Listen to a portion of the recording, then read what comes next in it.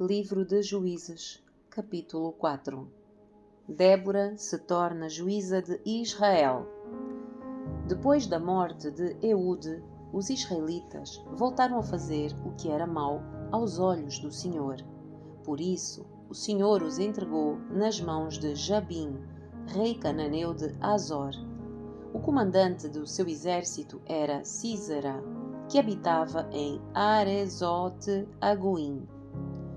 Sísera, que tinha 900 carros de guerra com rodas de ferro, oprimiu cruelmente os israelitas durante 20 anos. Então o povo pediu socorro ao Senhor. Quem julgava Israel nessa época era Débora, uma profetisa, mulher de Lapidote. Ela costumava sentar-se debaixo da palmeira de Débora, entre Ramá e Betel, na região montanhosa de Efraim. E os israelitas a procuravam para que ela julgasse as suas questões. Certo dia, mandou chamar Baraque, filho de Abinuão, que morava em Quedes, no território de Naftali, e lhe disse: O Senhor, o Deus de Israel, lhe dá a seguinte ordem: convoque 10.000 guerreiros das tribos de Naftali e Zebulon para irem ao monte Tabor. Eu farei Sísera, comandante do exército de Jabim, ir com os seus carros de guerra e guerreiros até o rio Quisson. Ali eu os entregarei em suas mãos. Baraque disse a Débora: Só irei se você for comigo, senão não irei. Débora respondeu: Está bem, eu irei, mas você não receberá a honra nesta missão, pois o Senhor entregará a Sísera nas mãos de uma mulher. Então Débora foi com Baraque a Quedes. Ali, Baraque convocou as tribos de Zebulon e Naftali, e 10.000 guerreiros subiram com ele. Débora também o acompanhou. Éber, queneu, descendente de Obabe, cunhado de Moisés, havia-se separado dos outros membros da sua tribo e armado as suas tendas, junto ao carvalho de Zaanim, perto de Quedes.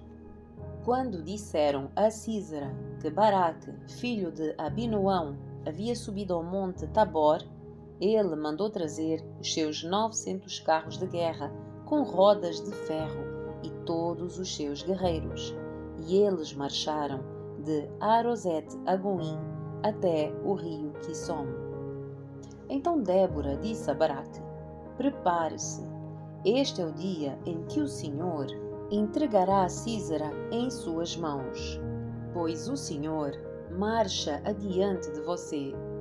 Baraque desceu a encosta do monte Tabor à frente dos seus 10.000 guerreiros para combater.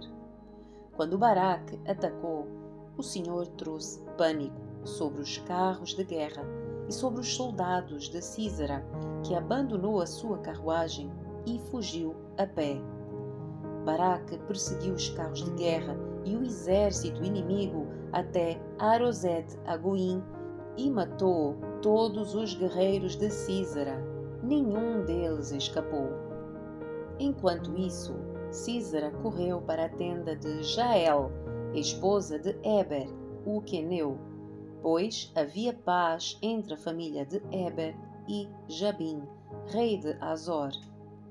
Jael saiu ao encontro de Sísera e disse: Venha para minha tenda, Senhor. Entre, não tenha medo. Ele entrou na tenda de Jael e ela o cobriu com uma manta. Por favor, dê-me um pouco de água, disse ele. Estou com sede. Ela lhe deu leite de uma vasilha de couro e o cobriu novamente. Sísera disse a ela: Fique à porta da tenda. Se alguém chegar e perguntar se há alguém aqui, diga que não. Mas quando Sísera, exausto, dormia um sono profundo, Jael, a esposa de Éber, se aproximou silenciosamente com um martelo e uma estaca de tenda na mão e atravessou o crânio dele com a estaca, que ficou presa ao chão. Foi assim que Sísera morreu. Quando Baraque passou por lá à procura de Sísera, Jael saiu ao seu encontro e disse: Venha, eu lhe mostrarei o homem que o Senhor está procurando. Ele a seguiu até a tenda, onde encontrou o cadáver de Sísera, com o crânio atravessado pela estaca.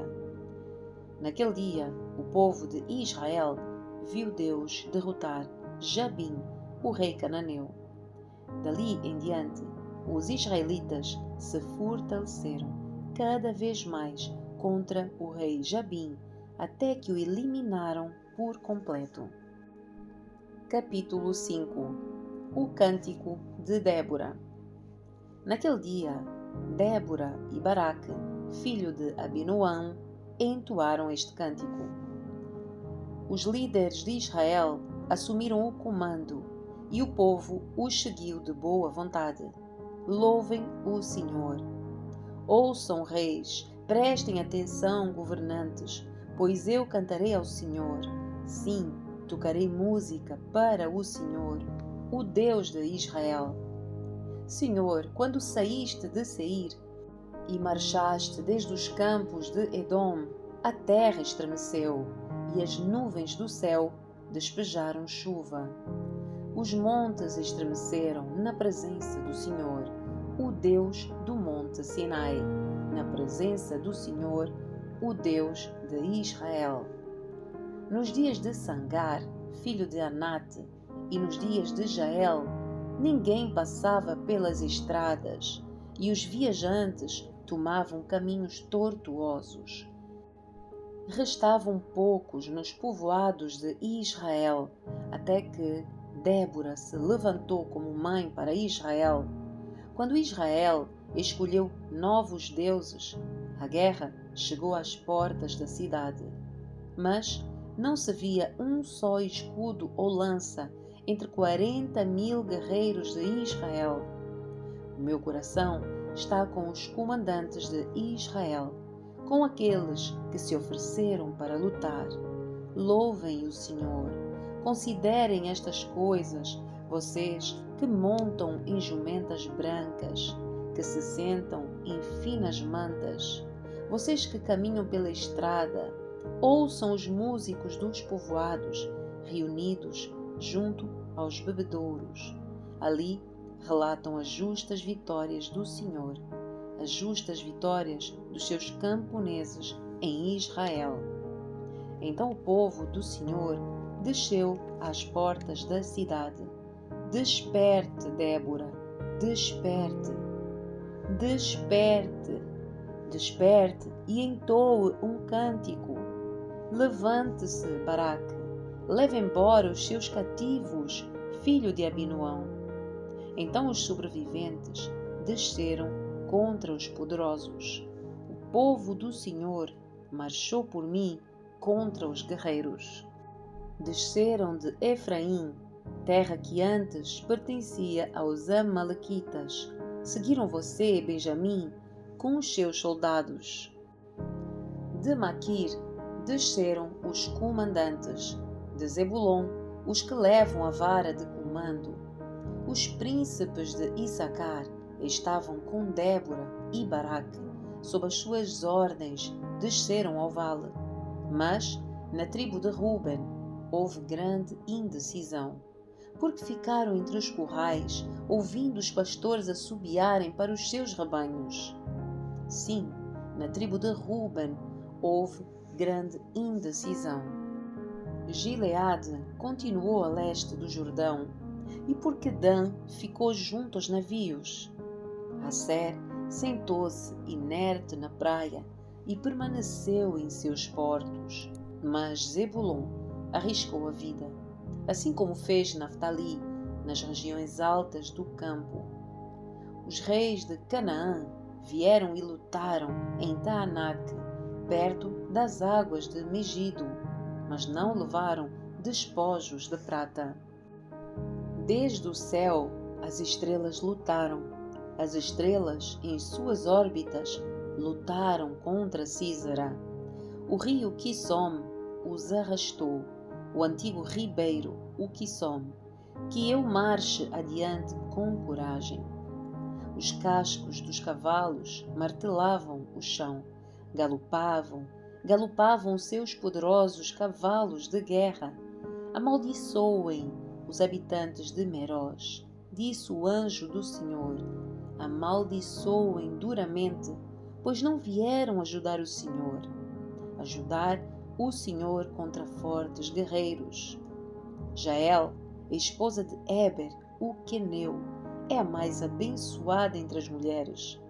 Que ela seja a mais abençoada das mulheres que vivem em tendas. Sísera lhe pediu água, e ela lhe deu leite, numa vasilha digna dos nobres, e trouxe-lhe coalhada. Com a mão esquerda pegou uma estaca de tenda, com a direita o martelo de trabalhador. Com eles atacou Sísera e esmagou a sua cabeça. De um só golpe, rachou e atravessou o seu crânio. Ele se curvou, caiu e ali ficou, estirado aos pés de Jael, e no lugar onde se curvou, ali caiu e morreu. Da janela, a mãe de Sísera olhava para fora. Atrás da treliça da janela, clamava: por que é que o seu carro de guerra demora tanto? Por que é que não se ouve o som das carruagens? Suas acompanhantes mais sábias respondiam, e ela repetia estas palavras a si mesma: devem estar repartindo os despojos que tomaram, 1 ou 2 moças para cada homem. Haverá túnicas coloridas para Sísera, túnicas coloridas e bordadas. Sem dúvida, no despojo haverá túnicas coloridas e bordadas dos 2 lados. Senhor, que todos os teus inimigos assim sejam destruídos, mas aqueles que te amam, que se levantem como o sol com toda a sua força. E então houve paz na terra durante 40 anos. Capítulo 6. Gideão se torna juiz de Israel. Os israelitas fizeram o que era mau aos olhos do Senhor. Por isso, o Senhor os entregou nas mãos dos midianitas durante 7 anos. Os midianitas eram tão cruéis que os israelitas fizeram para si esconderijos nas montanhas, nas cavernas e nas fortalezas. Sempre que os israelitas faziam um plantio, saqueadores de Midian, de Amaleque e de outros povos do leste atacavam Israel, acampavam na terra e destruíam as plantações até Gaza. Levavam ovelhas, bois e jumentos e não deixavam coisa alguma para Israel comer. Esses bandos inimigos que vinham com os seus rebanhos e tendas eram como uma praga de gafanhotos. Chegavam em camelos, tão numerosos que era impossível contá-los, e só partiam quando a terra estava devastada. Os midianitas reduziram Israel à mais absoluta pobreza, e o povo pediu socorro ao Senhor. Quando os israelitas clamaram ao Senhor por causa de Midian, o Senhor lhes enviou um profeta que disse: assim diz o Senhor, Deus de Israel: eu os tirei da escravidão do Egito. Eu os livrei dos egípcios e de todos que os oprimiam. Expulsei os seus inimigos e dei a vocês a terra deles. Disse a vocês: eu sou o Senhor, seu Deus. Não adorem os deuses dos amorreus, em cujas terras agora vivem, mas vocês não me deram ouvidos. Então o anjo do Senhor veio e sentou-se debaixo do grande carvalho em Ofra, que pertencia a Joás, do clã de Abiezer. Gideão, filho de Joás, estava debulhando trigo no fundo de uma prensa de uvas, a fim de não ser descoberto pelos midianitas. O anjo do Senhor apareceu a Gideão e disse: O Senhor está com você, guerreiro corajoso. Gideão respondeu: Meu Senhor, se o Senhor está conosco, por que é que nos aconteceu tudo isto? E onde estão os milagres de que os nossos antepassados nos falaram? Acaso não disseram: O Senhor nos tirou do Egito? Agora, porém, o Senhor nos abandonou e nos entregou nas mãos dos midianitas. Então o Senhor se voltou para ele e lhe disse: Vá com a força que você tem e liberte Israel dos midianitas. Sou eu quem o envia. Mas, Senhor, como posso libertar Israel? Perguntou Gideão. O meu clã é o mais fraco de toda a tribo de Manassés, e eu sou o menos importante da minha família. Certamente eu estarei com você, disse o Senhor, e você destruirá os midianitas, como se estivesse lutando contra um só homem. Gideão respondeu: Se de facto posso contar com a tua ajuda, dá-me um sinal de que é mesmo o Senhor quem fala comigo. Por favor, não vás embora até que eu te traga a minha oferta. Ele respondeu: Ficarei aqui até você voltar.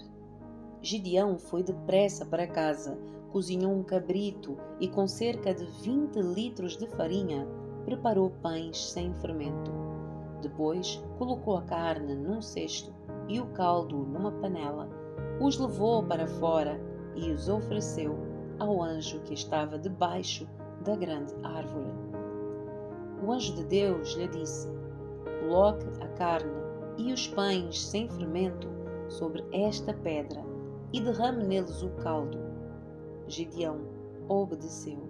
Então o anjo do Senhor tocou na carne e nos pães com a ponta da vara que estava em sua mão, e fogo subiu da pedra e consumiu tudo o que Gideão havia trazido.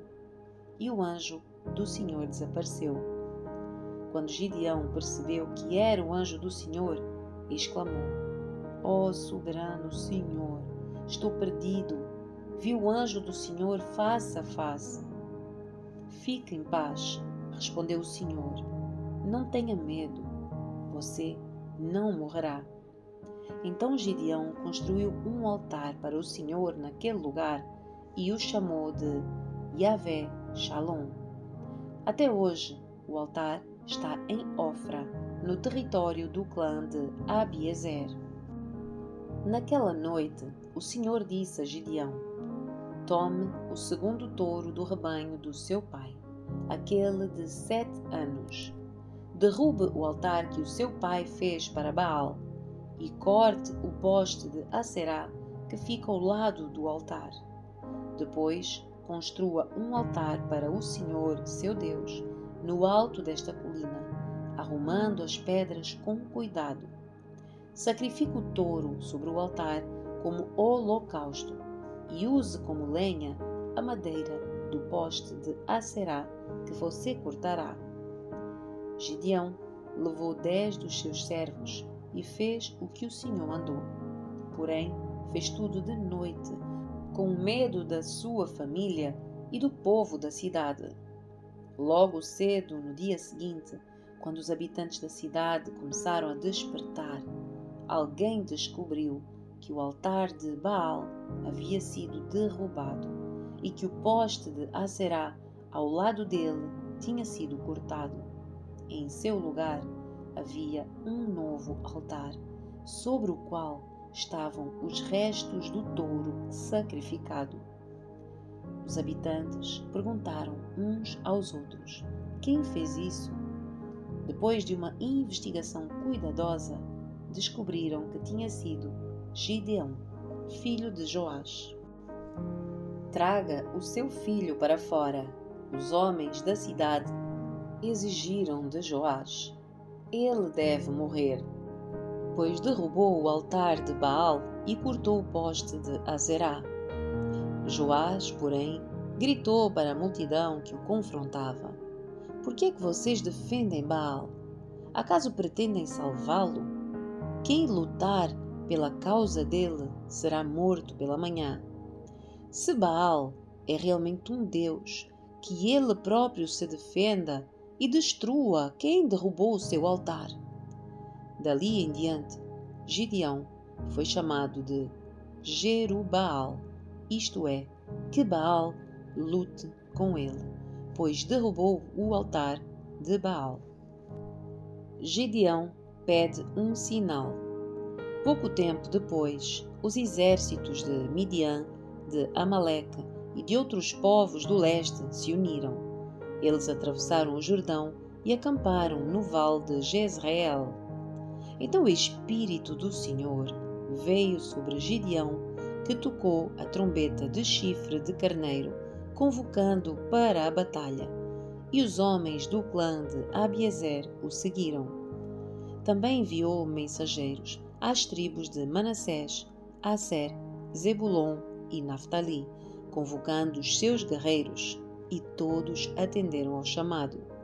Então Gideão disse a Deus: Se de facto vais me usar para salvar Israel, como prometeste, dá-me uma prova da seguinte forma: Hoje à noite deixarei um pouco de lã na eira, onde se peneiram os grãos. Se pela manhã a lã estiver molhada de orvalho, mas o chão estiver seco, saberei que vais me ajudar a salvar Israel, como prometeste. E foi exatamente o que aconteceu. Na manhã seguinte, bem cedo, Gideão se levantou, espremeu a lã e recolheu uma tigela cheia de água. Então Gideão disse a Deus: Peço que não fiques irado comigo, mas que me permitas fazer mais um pedido. Deixa-me usar esta lã para mais uma prova. Desta vez, que a lã fique seca e o chão ao redor dela fique coberto de orvalho. Naquela noite, Deus fez o que Gideão havia pedido. Pela manhã, a lã estava seca, mas o chão estava coberto de orvalho.